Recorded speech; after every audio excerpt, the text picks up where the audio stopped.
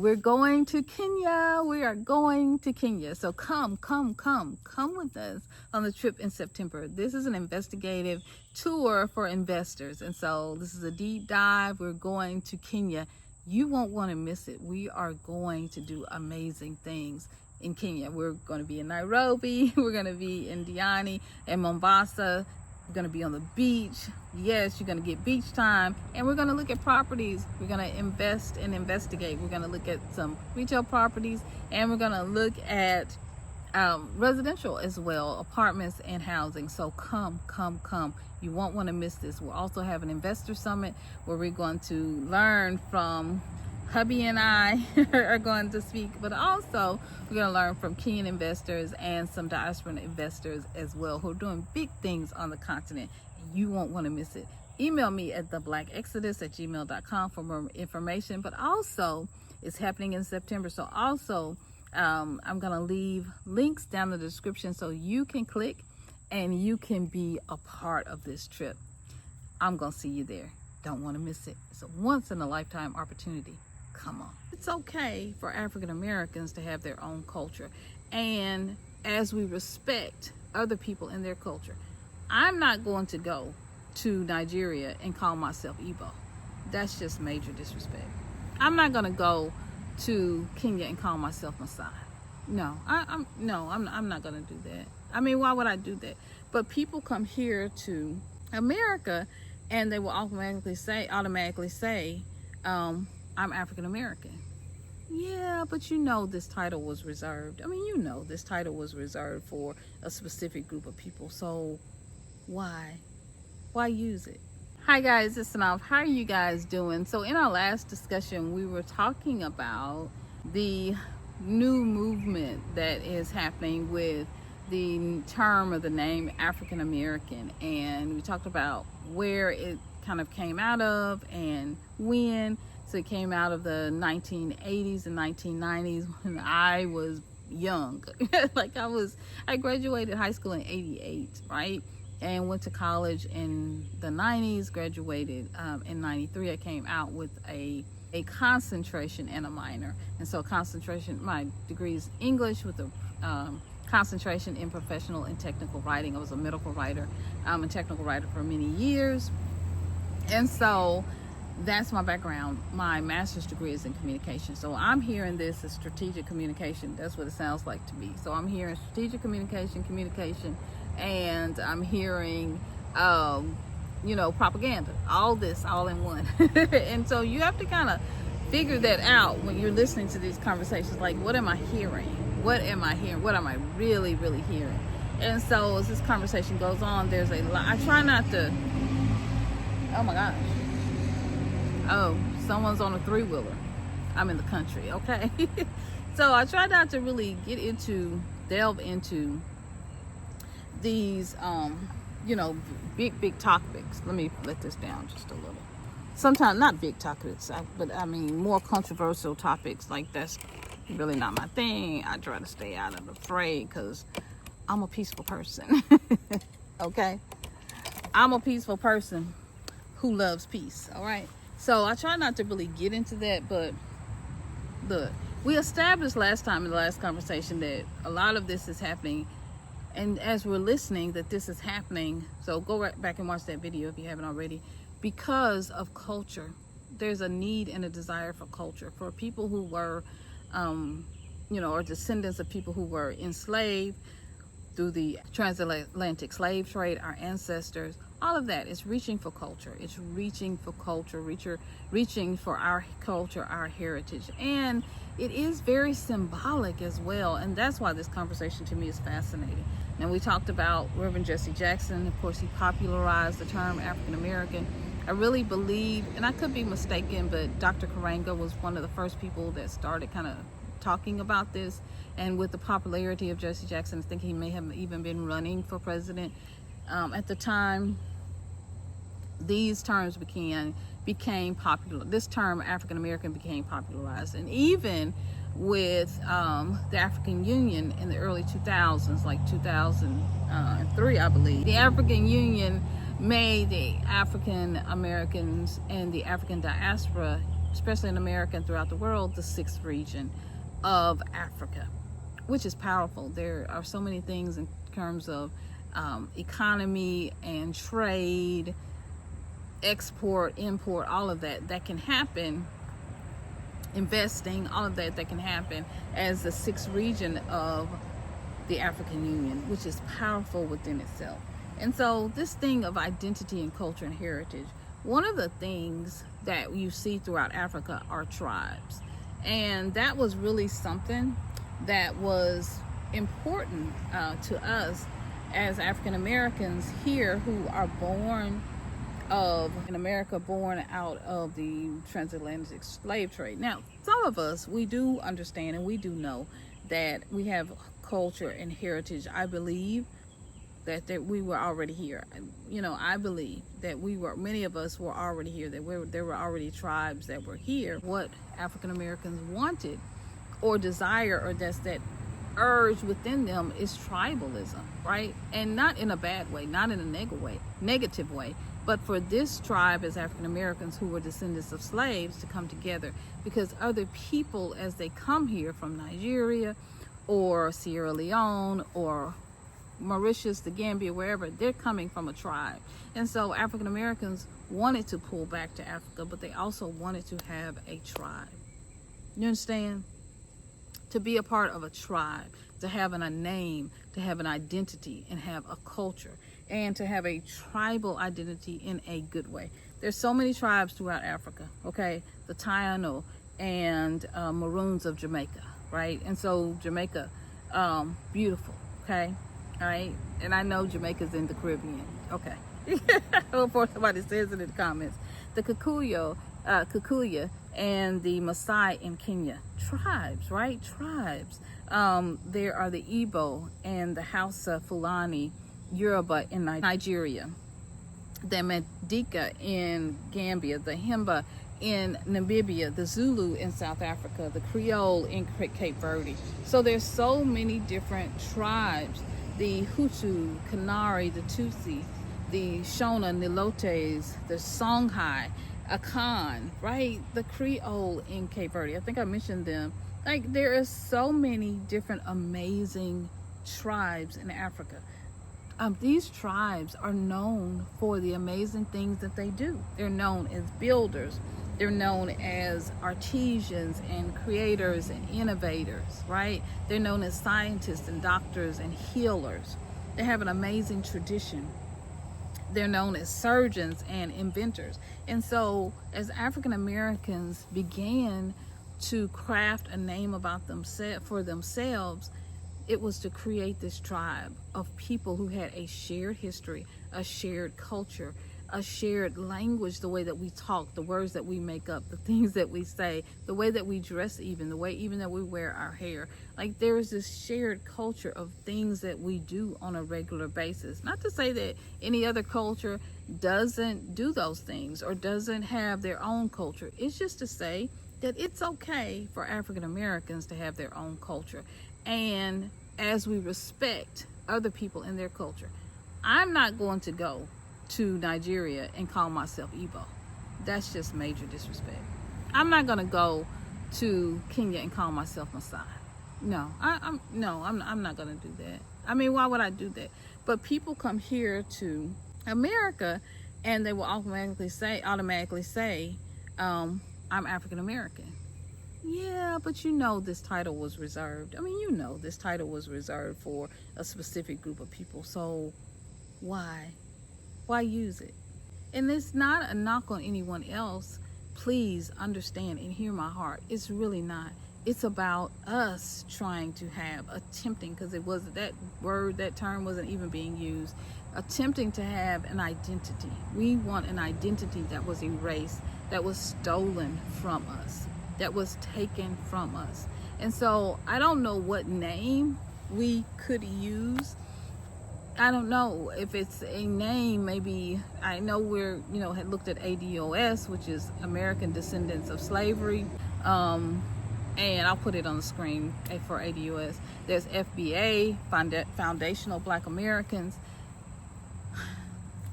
What name should we use? Maybe there's a name, an African name that means the stolen ones, the kidnapped ones, the taken ones, the stepchildren, you know, but seriously, the stolen ones. There's got to be a name so that we can have our own identity, so that we can have our own identity. And for me, y'all know, I'm still very supportive of Africa. I am absolutely supportive of Africa. And I'm very much a Pan-Africanist. So I can still want to have and know my American identity without necessarily taking away from my African identity. I can understand who I am in America and have an identity here while still fostering my identity as an African and as part of the 6th region of the African Union.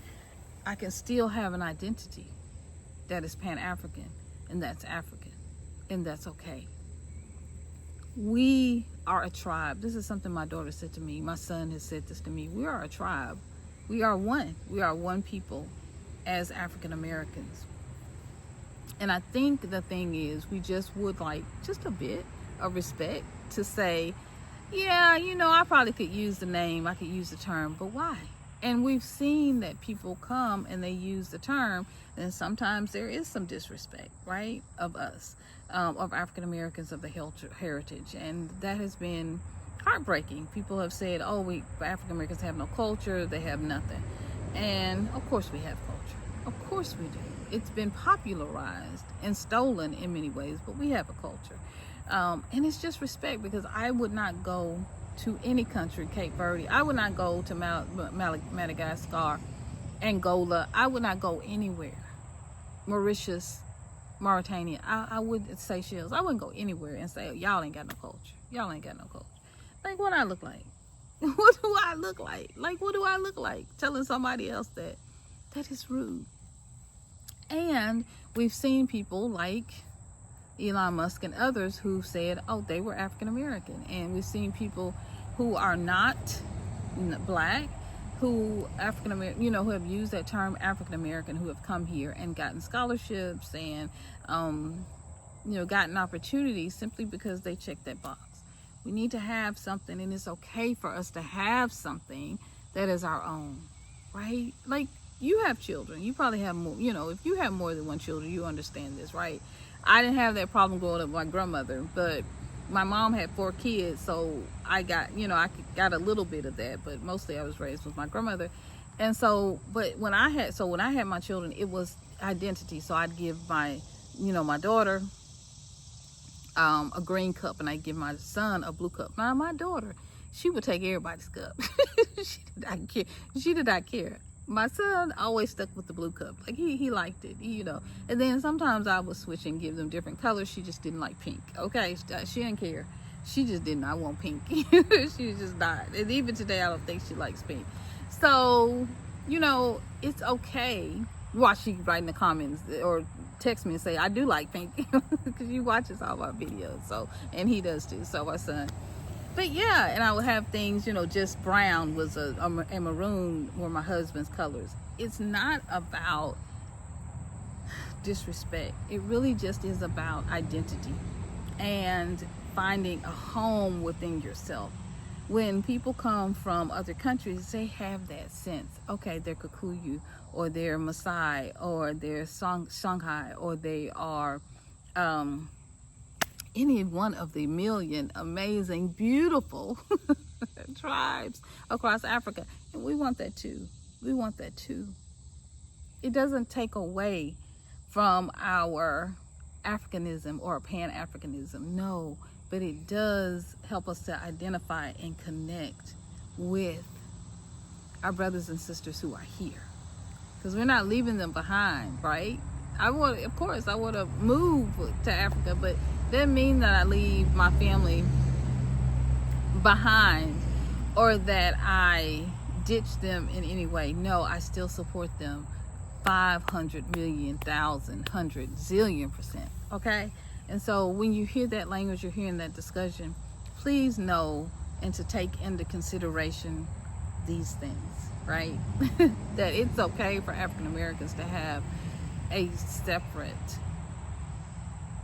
identity, right? Just as much as I welcome when I hear people say that they are a Sierra Leone American. Like, I love that when I hear that, like, oh, you're from Sierra Leone. Then we get to talking and we can share, and it's amazing. Oh, I am a Kenyan American. Oh, so you're a Kenyan, you moved here, right? Even from generation to generation, don't lose your culture. Don't lose your culture. Don't lose your heritage just to become American. White Americans have lost that. They've lost their culture, their heritage. Sometimes they don't know where they came from, that they were from Italy, or they were from Spain, or they were from Germany, or wherever. Some of them know, some of them don't. But you don't have to lose your culture in order to be American. It was forced upon our people, our ancestors, right? Like, it was forced and beaten out of them. If you ever watched Roots, you'll understand. And now we are just fighting,